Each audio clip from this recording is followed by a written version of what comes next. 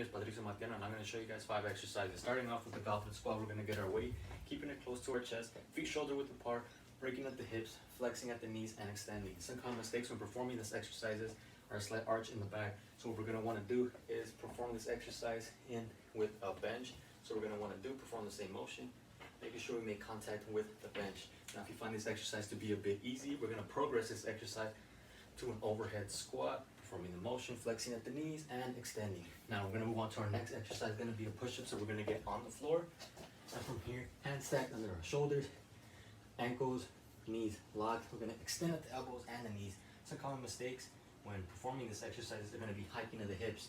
So to regress this exercise, what we're going to want to do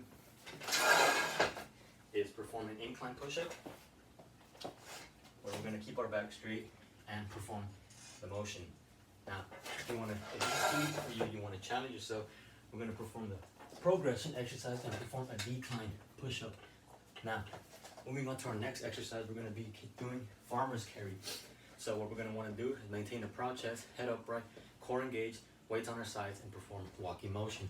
Now, some common mistakes in performing these exercises are going to be rounding of the shoulders and head down. So what we're going to want to do is perform the regression of this exercise, which is going to be a goblet walk. So maintaining the weight towards the center of our body, head upright, proud chest. We're going to continue to just walk. Now, if this is a little too easy for you, we're going to progress this exercise, maintaining the weight on one side, making sure we maintain balance, strong core, head up, proud chest, continue walking. Now we're going to move on to our next exercise, the bent over row. So we're going to want to do slight bend at the knees, hinge at the hips, weights forward, make sure your back is straight. We're going to bring our elbows up as if they're touching the sky, making sure the weights are touching our chest. Now some common mistakes of this are rounding of the back. So what we're going to want to do is the regression, and fix that. Get on your knees, get a resistant band, making sure our back is straight, engaging and mimicking the motion. Now this is too easy for you. You want to progress this exercise.